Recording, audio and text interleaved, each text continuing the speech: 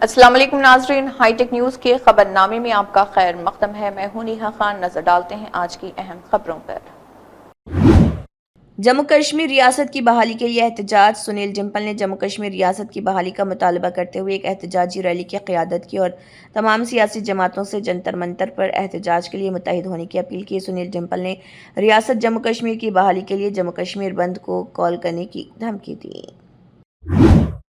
सुनील डिम्पल ने सरकारी असातिज़ा के लिए अच्छी खबर सुनाई। टीईटी इम्तिहानात के लिए एससी में दायर की गई दरख्वास्तों का जायज़ा लें। 18 से 45 उम्र के नौजवान आरई के एनवाईसी रेगुलराइजेशन का अमल ज़ोरों पर। 20 जून से पहले सीजनल टीचर के तसलसल के अहकामात सीआरसी वीटी आयाज के जीबीवी सेलर्स और तसलसल के अहकामात, इसके अलावा कई दीगर फास्ट ट्रैक मोड पर कार्रवाई के तहत अंजाम दी जा रही।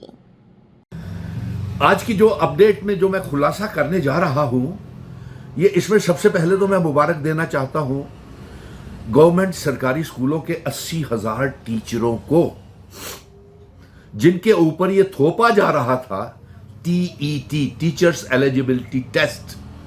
यानी कि भारतीय जनता पार्टी ये चाहती है कि सरकारी नौकरियों में जितने भी लोग मुलाजिम लगे हुए हैं उन्हें किसी ना किसी बहाने से सरकारी नौकरियों से निकाला जाए।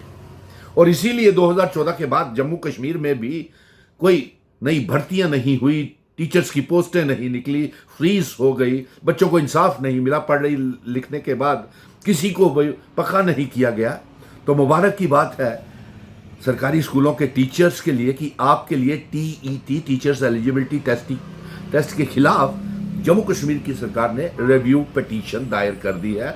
और जो 80,000 के करीब सरकारी स्कूलों में टीचर्स हैं और उनके साथ जुड़े हुए उनके परिवार, अगर एक परिवार में 10 सदस्य भी है तो कम से कम 8 लाख से भी ज्यादा उनकी सुनवाई, जिनको बाहर का रास्ता दिखाने की केंद्र की सरकार कोशिश कर रही है, उनको लेकर के जम्मू कश्मीर की गंभीरता दिखाते हुए जम्मू कश्मीर की सरकार ने और एजुकेशन मिनिस्टर ने, हमने कई बार कहा कि टीचर्स एलिजिबिलिटी टेस्ट, अरे यार जम्मू कश्मीर के पढ़े लिखे नौजवान जो सरकारी स्कूल में गवर्नमेंट टीचर लगे हुए हैं, वो पहले सारी फॉर्मेलिटीज पूरी करके, क्वालिफिकेशन क्राइटेरिया पूरा करके नौकरियां उनको मिलती हैं। फिर ये टीचर्स एलिजिबिलिटी टेस्ट कहां से बीच में घुसा दिया आपने, ये हम कतई होने नहीं देंगे। और धन्यवाद है एजुकेशन मिनिस्टर का, जम्मू कश्मीर की सरकार का, कि उन्होंने टीईटी को लेकर के सुप्रीम कोर्ट में एक रिव्यू पिटीशन दायर कर दी है। और उम्मीद है कि टीचरों को हम इंसाफ दिलाएंगे। और उसके साथ साथ मुबारक है, अभी कल ही इतना बड़ा ब्यौरा आपको किया कि नेशनल यूथ कॉर्प्स के बच्चों को और रहबरे खेल बच्चों के लिए टू द पॉइंट सरकार ने यह फैसला ले लिया हुआ है कि आपको रेगुलराइजेशन के लिए कमेटी मीटिंग फ्रेम कर दी गई है और आपको पक्का करने का, नेशनल यूथ कॉर्प्स और रहबरे खेल बच्चों को पक्का करने का अहम फैसला मुबारक है सरकार ने ले लिया हुआ है। अब आप बच्चे जो पिछले 10-15 सालों से नेशनल यूथ कॉर्प्स में बच्चे लगे हुए हैं, और इस वीडियो को साथ साथ शेयर करते जाना। तमाम जिन जिन अदायरों का मैं नाम लेता जाऊं वो लाइक करें, कमेंट बॉक्स में अपने कमेंट्स जरूर डालें। आज मेरी तबीयत नहीं ठीक थी, लेकिन उसके बावजूद भी बच्चों के इतने टेलीफोन कॉल्स आ रहे थे कि मैंने कहा कि वो बेसब्री से इंतज़ार कर रहे हैं, उन्हें अहम जानकारी देना बेहद ज़रूरी है, उनको अपडेट देना बड़ी ज़रूरी है। तो इसलिए देखिए 3 मुबारकी खबरें तो आपके सामने आ गई कि सरकार कितनी गंभीरता से, सीरियसली आपके लिए सोच रही है। एक तो टीईटी टेस्ट के लिए रिव्यू पिटीशन सुप्रीम कोर्ट में चली गई।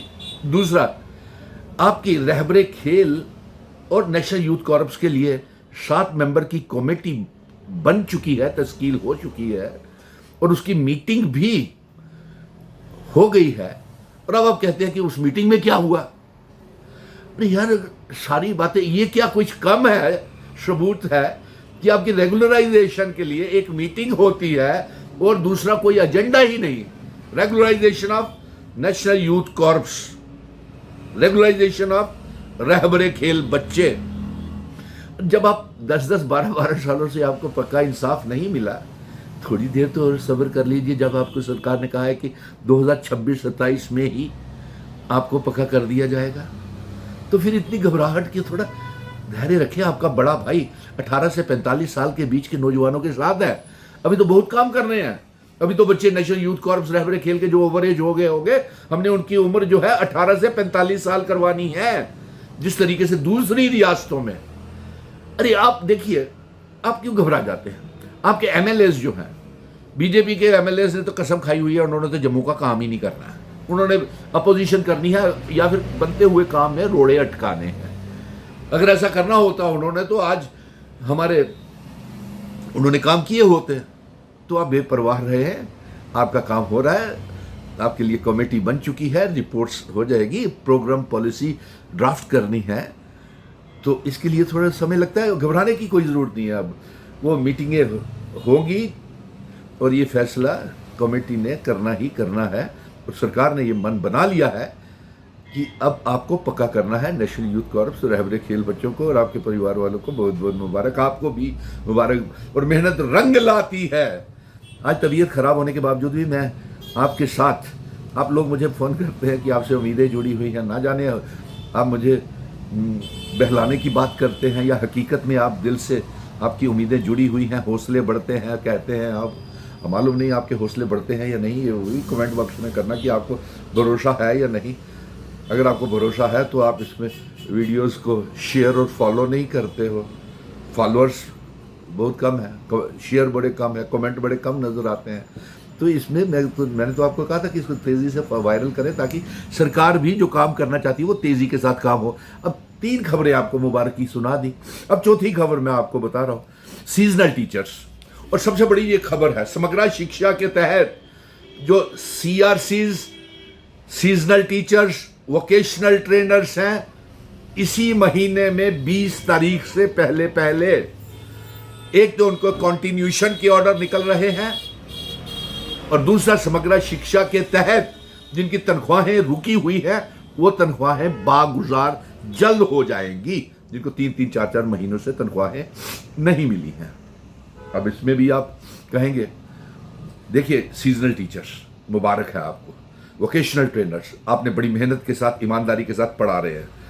हाँ, एक आपके साथ अभी आउटसोर्सिंग होना बड़ा ज़रूरी है। वो समग्र शिक्षा को वो फैसला ले लेना चाहिए, क्योंकि जब आपको 3-3 महीने हो गए आपको पढ़ाते हुए, vocational trainer, cluster resources coordinator, सरकारी स्कूलों की आयाज, कस्तूरबा गांधी बालिका विद्यालय, सरकारी स्कूलों की आयाज, पढ़ी लिखी बच्चियां, गरीब घरों की बच्चियां, दूर दूर तक बच्चों स्कूल में जाती हैं, काम करती हैं, वहाँ पे मेहनत मजदूरी करती है।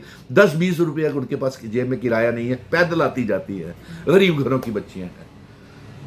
बड़ी हमदर्दी होती है जब मैं उनकी बातें सुनता हूँ। वो बच्चियां कितनी मासूमियत के साथ अपनी बातें सुनाती हैं मुझे फ़ोन कर करके। यकीन मानिए मुझे इस समय भी 102 टेम्परेचर है, लेकिन फिर भी आप लोगों के प्यार और खलूस की वजह से आपको ये अपडेट दे रहा हूँ। और देख लीजिए एक बात और दूसरा, अब सीजनल टीचर्स को भी घबराने की जरूरत नहीं है, क्योंकि आपके लिए मैंने एक लेटर पोस्ट की है जिसके ऊपर डाइट के जरिए जो आपकी कैपेसिटी बिल्डिंग प्रोग्राम होता है उसके जरिए आपको ट्रेनिंग्स दी जा रही हैं। पुंछ, किश्तवाड़, राजौरी तमाम इलाकों के CEOs ने वो डाइट की जो ट्रेनिंग्स है वो दे रहे हैं। अगर ट्रेनिंग्स दे रहे हैं तो इसका मतलब आपको पक्का करना है, लगाना है। अब प्रॉब्लम है ये है कि वोकेशनल ट्रेनर से हम बीच के ठेकेदारी सिस्टम बाहर करना चाहते हैं, जिस तरीके से पंजाब में हो गया और दूसरी रियासतों में हो गया, और आपकी तनख्वाहें भी कम से कम, जिस तरीके से दिल्ली में 40,000 है उतनी तनख्वाह मिलनी चाहिए, और क्लस्टर रिसोर्सेज कोऑर्डिनेटर की भी तनख्वाहें बढ़नी चाहिए, TLM भी मिलना चाहिए, और कम से कम 56,000 तो हो जितनी बाकी रियासतों में मिलती है CRCs को, और बीच में TLM और अदर ग्रांट्स मिलती हैं। सीजनल टीचर्स के भी 6 से 9 महीने के लालजी साहब ने कहा था, एजुकेशन मिनिस्टर ने कहा था। अब पैब क्या फैसला लेती है? हाँ, देरी इसलिए हो गई क्योंकि आगे पहले फरवरी मार्च में ये पैब की मीटिंग्स हो जाती थी, लेकिन इस बार मोदी जी ने शायद इतना धन भारत का अपने विदेशी दौरों में लगा दिया है कि अब नौजवानों को नौकरी देने, उनको तनख्वाहें देने के लिए पैसा सरकार के पास नहीं है। इसलिए पैब की मीटिंग जो थी समग्र शिक्षा की, वो मीटिंग फरवरी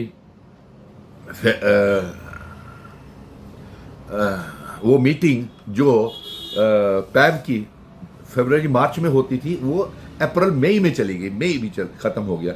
और जून की 20 तारीख से पहले पहले सीजनल टीचर की कंटिन्यूशन के ऑर्डर हो जाएंगे। मुबारक है क्लस्टर रिसोर्सेज कोऑर्डिनेटर के 20 जून से पहले, और उसके साथ साथ वोकेशनल ट्रेनर्स को 20 जून से पहले पहले आपके सारे के सभी फैसले हो जाएंगे। और जो आयाज है सरकारी स्कूलों को, पिछले 3 सालों से उनको तनख्वाह नहीं मिली है, उनको भी तनख्वाहें मिल जाएंगी। और साक्षर भारत मिशन की बेइंसाफी जो हुई है पढ़े लिखे नौजवानों के साथ, उसका भी दूर करने की कोशिश की जा रही है कि सर्व साक्षर भारत मिशन के तहत जितने भी बच्चे लगे हुए हैं उनको पक्का किया जाए। अगर ओवर एज भी हो गया तो 18 से 45 साल एज रिलैक्सेशन करके और 18 से 49 साल एज रिलैक्सेशन करके उन सारे साक्षर भारत मिशन के बच्चों को लगा लिया जाए। 2014-15 के बच्चों को भी लगा लिया जाए, 18-19 के टीचर्स को भी लगाया जाए। और मुबारक है कॉन्ट्रैक्चुअल 10+2 लेक्चरर्स को, आप भी पक्के हो रहे हो, आपकी भी रेगुलराइजेशन इसी बार हो जानी है। जो पोस्टें फ्रीज हुई हैं BSc MSc PhD net set clear बच्चे, पढ़े लिखे बच्चों को लिए जो हर रोज टेलीफोन कॉल करते रहते हैं, और जो फिजिकल एजुकेशन टीचर्स उनकी भी भर्तियां होने वाली है। मुबारक हो आपको भी। जिस तरीके से रहबरे खेलों वाले बच्चे इसी साल पक्के हो रहे हैं ना, पिछले 6 साल 7 साल से वो लाठीचार्ज, धरने, प्रदर्शन, भूख हड़तालें, हमें उसके अलावा हमें कुछ नहीं मिला। हम खुद जेलों में गए रियासत के दर्जे के लिए, इसीलिए मैं जंग लड़ रहा हूँ कि रियासत का दर्जा और हमारा 370 हमको वापस किया जाए, क्योंकि उसकी वजह से हमारे नौजवान बर्बाद हो रहे हैं। अब और इसी के साथ हाईटेक न्यूज़ खबरनामा इख्तिताम को पहुंचता है। अल्लाह हाफिज।